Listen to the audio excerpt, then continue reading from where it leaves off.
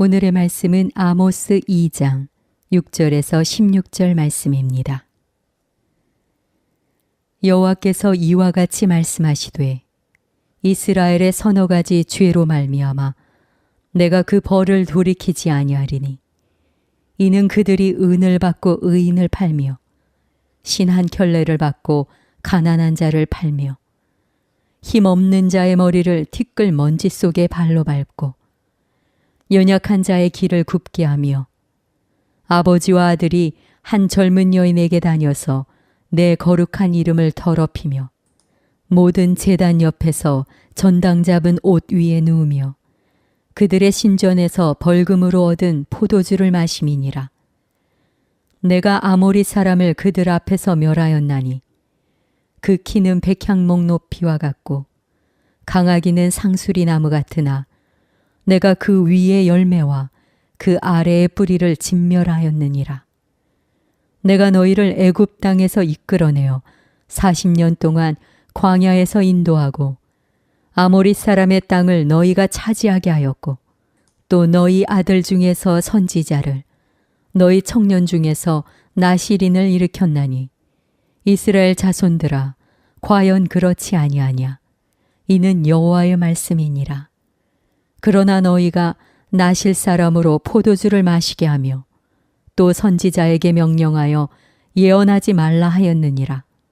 보라, 곡식단을 가득히 실은 수레가 흙을 누름같이 내가 너희를 누르리니 빨리 다른 박질하는 자도 도망할 수 없으며 강한 자도 자기 힘을 낼 수 없으며 용사도 자기 목숨을 구할 수 없으며 활을 가진 자도 설 수 없으며 발이 빠른 자도 피할 수 없으며 말 타는 자도 자기 목숨을 구할 수 없고 용사 가운데 그 마음이 굳센 자도 그날에는 벌거벗고 도망하리라.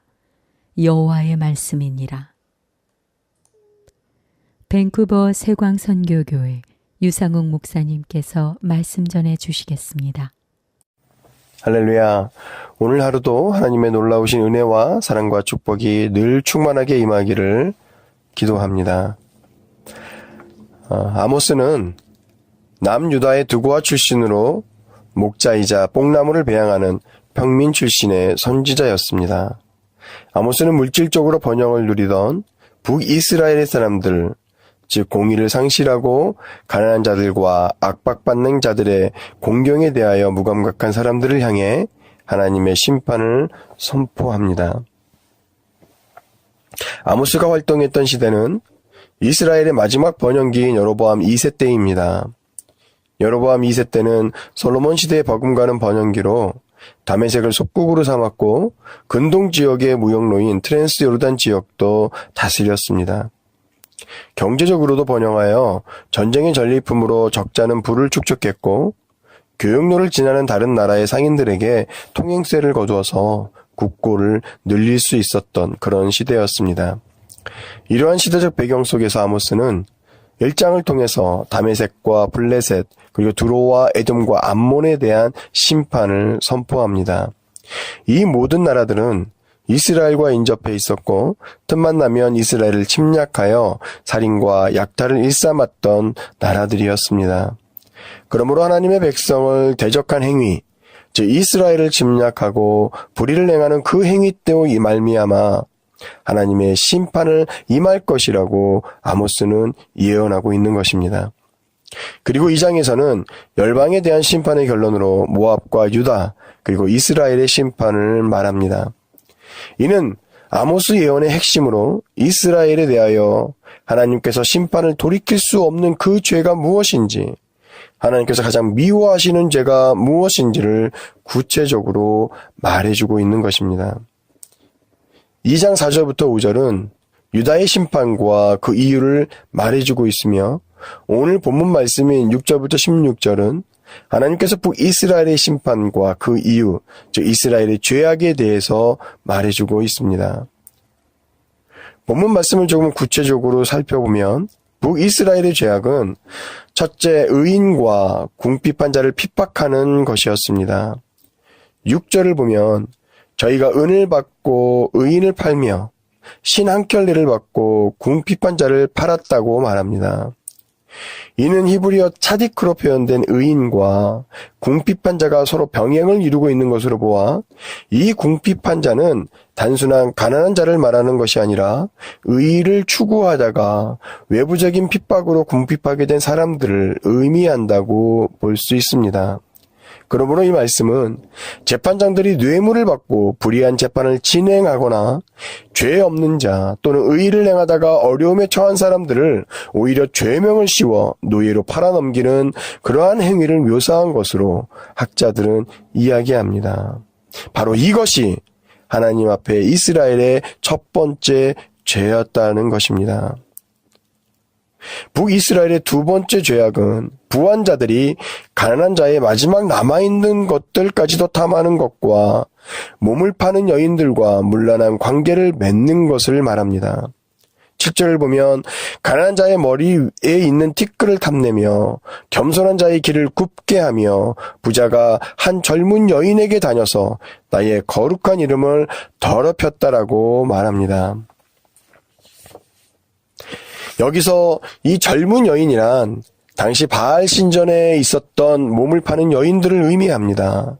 그리고 다녀서라는 이 동사는 미완료 시제로 쓰여서 이것은 아직 끝나지 않았음을 나타내는 것으로 당시 성적 문란함이 얼마나 극심했는지를 나타내는 표현이라고 말할 수 있습니다. 이스라엘의 세 번째 죄악은 알맹이 없는 형식적인 신앙생활을 선지자는 다루고 있습니다.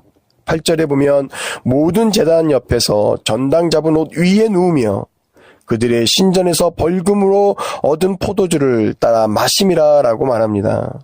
이는 당시 이스라엘의 제사장과 같은 지도층들이 하나님의 거룩한 전을 이용하여 당시 말하면 그들의 종교적 제도를 이용하여 가난한 자들로부터 정당 잡은 옷을 율법에 의하면 반드시 돌려주어야 함에도 불구하고 이를 시행하지 않으므로 종교적으로 마시는 포도주를 착취하여 그것을 즐김으로 하나님 앞에 악을 행했다라고 아모스 선지자는 말하고 있습니다.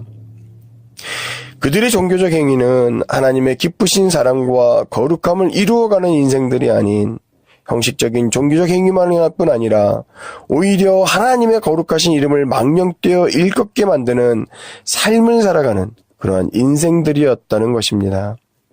북이스라엘의 종교적, 사회적 지도층들의 이러한 행위는 하나님의 율법을 정면으로 거역하는 행위였습니다. 출애굽기 22장을 보면 하나님께서 말씀하시기를 가난한 자들과 고아와 과부와 나그네들을 특별히 사랑하되 더욱 사랑하고 그들을 잘 돌보라고 말씀하십니다. 그러나 반대로 그들을 핍박하고 해롭게 하면 하나님께서 노를 맹렬히 바라시어 칼을 뽑아 핍박하는 자들을 쳐서 그들의 아내를 과부가 되게 하고 그들의 자녀를 고아가 되게 하리라고 말씀하고 있기 때문입니다. 사랑하고 성도 여러분, 우리가 그리스도인으로 살아가지만 우리 역시 세상 가운데 살아갑니다. 그러다 보니 세상으로부터 영향을 받고 세상의 가치관이 이슬비에 옷 젖듯이 오늘날 우리의 삶을 주장하는 경우가 얼마나 많이 있는지 모릅니다.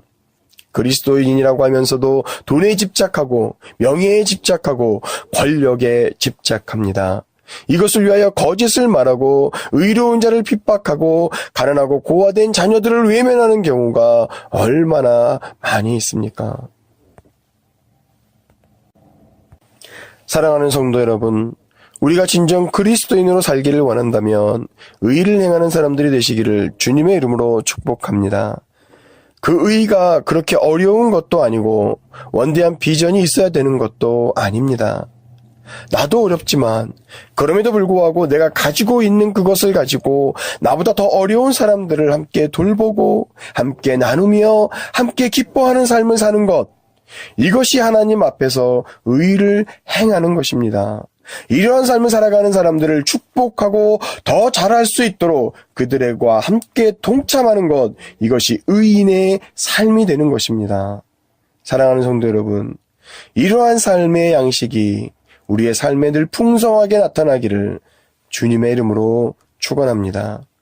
9절부터 12절 말씀을 보면 아모스는 북이스라엘을 향하여 하나님께서 얼마나 큰 자비와 사랑을 그들에게 베푸셨는지를 상기시키는 내용이 나옵니다. 하나님은 이스라엘을 위하여 애굽에서 바로의 압제 아래서 노예했던 그 노예 가운데 당했던 고통을 향하여 부르짖을 때 하나님께서 그 고통의 소리를 들으시고 이스라엘을 직접 애굽에서 이끌어내셨으며 이스라엘이 가나안을 정복할 때 아모리 족속으로부터 그들을 구원해내시고 승리케 하신 이가 하나님이었음을 아모스는 상기시키고 있는 것입니다. 뿐만 아니라 하나님은 이스라엘의 선지자를 보내시고 나시리를 보내어 항상 하나님과 소통하는 백성으로 머물 수 있도록 하셨습니다. 그러나 12절 말씀을 보니 아모스는 이렇게 말합니다. 너희가 구별된 나시린으로 말미암아 먹지 말아야 할 포도주를 마시게 하며 또한 선지자에게 하나님의 말씀을 선포하여야 함에도 불구하고 그 예언을 하지 말라고 명령하였다라고 말합니다. 무슨 의미입니까? 하나님께서 이렇게 큰 은혜와 사랑을 베푸셨음에도 불구하고 이스라엘은 하나님이 보내신 사람들을 통하여 하나님과 소통하지는 않고 오히려 하나님의 사람들을 핍박함으로 하나님을 대적하고 거역하였다는 것을 의미하는 것입니다. 사랑하는 성도 여러분, 우리의 인생의 발자취를 한번 돌이켜보시기 바랍니다. 우리의 인생의 굴곡 가운데 그 험난한 여정 가운데 얼마나 많은 하나님의 은혜와 사랑이 우리 가운데 있었음을 고백할 수 있습니까? 그러나 그럼에도 불구하고 그러나 하나님의 사랑은 다 잊어버리고 오직 오늘의 내 삶의 유익만을 쫓는 삶을 살아간다면 오늘 본문 말씀에 기록되어 있는 유다와 북이스라엘의 이 참남한 삶과 무엇이 다르겠습니까? 13절부터 16절의 말씀은 1장과 2장의 결론되는 부분입니다. 이 말씀은 역사적으로 범죄한 이스라엘에 대하여 오늘날 그리고 모든 열방 가운데 패역한 죄를 지은 모든 사람들에게 적용되는 말씀인 것입니다. 선지자는 아모스는 말합니다. 하나님께서 심판하실 때 범죄한 자는 도망칠 시간도 없고 도망할 길도 찾을 수 없으며 도주를 시도할 힘이나 정신도 없이 막다른 골목에 몰려 멸망할 것이다. 할렐루야. 사랑하는 성도 여러분, 그러므로 오늘 우리가 할 수 있는 것은 무엇입니까? 하나님 앞에 범죄한 것이 있다면 그것에서 회개함으로 돌이키는 것인 줄 믿으시기를 주님의 이름으로 축원합니다. 그리고 다시 하나님을 향하여 눈을 들고 우리의 의의를 행하고 내 이웃을 내 몸과 같이 사랑하라는 주님의 말씀처럼 우리 주위에 소외되고 가난한 자들을 향하여 하나님의 사랑을 전하는 축복의 통로가 되는 그러한 삶을 살아가는 것이 그리스도인의 삶이요 오늘 우리들의 삶이 되기를 주님의 이름으로 축복하며 기도합니다. 이 시간 다 같이 기도하면 좋겠습니다. 하나님, 저희의 삶의 모습을 깨닫게 하여 주시옵소서. 말씀에 비추어 의를 행할 수 있는 삶이 되게 하여 주시옵소서. 우리 이웃의 아픔과 고통을 함께 나눌 수 있는 그러한 여유가 우리 안에 풍성하게 임하게 하여 주시옵소서. 다 같이 기도하시겠습니다.